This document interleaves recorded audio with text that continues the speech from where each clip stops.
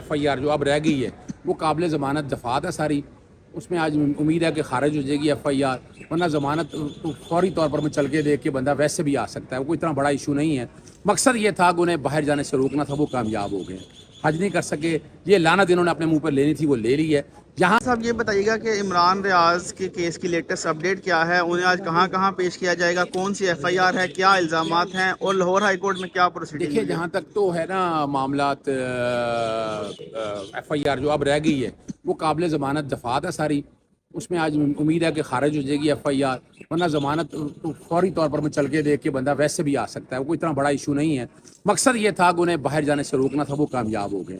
حج نہیں کر سکے, یہ لعنت انہوں نے اپنے منہ پر لینی تھی وہ لے لی ہے.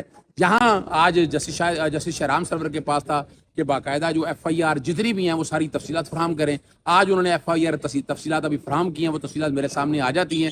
اس میں دیکھ رہے ہیں کہ یہ جو اور FIR کتنی ہوئی ہیں وہ سارا بھی ریکارڈ ہے. انشاءاللہ امید ہے کہ سامنے آ جائے گا. جہاں تک ارشد کا معاملہ ہے, ڈاکٹر ارشد کو رات 2 بجے وہ چھوڑ گئے ہیں.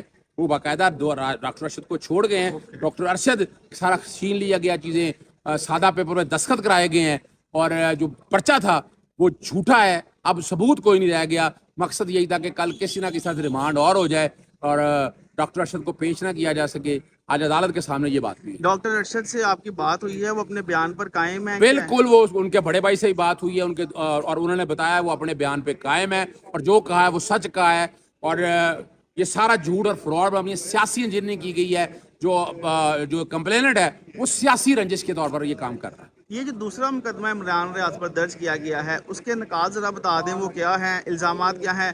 اور اس میں سنا ہے کہ ان کے ساتھیوں کو بھی نامنیٹ کیا گیا, تو آپ بھی وہیں تھے اس وقت, آپ بھی دیکھیے بنیادی طور پر بات بڑی سیریس ہے. ایک منٹ, تو بنیادی طور پر بات بڑی سیریس ہے کہ وہ جو مقدمہ ہے نا وہ والا, اس میں کار سرکار میں مداخلت کہاں کی ہے. سادہ لوگوں میں یونیفارم تو تھے ہی نہیں. کون تھے؟ بدماش تھے, ڈاکو تھے, اچکے تھے. اور جس طرح وہ 8 سے 10 فون چھین کے لے کر گئے ہیں, ڈکیتی کر کے لے گئے, ان پر ڈکیتی کا پرچہ بنتا ہے. اور میں وہاں پر موجود تھا, کوئی نہیں پوچھا ہے کون ہے.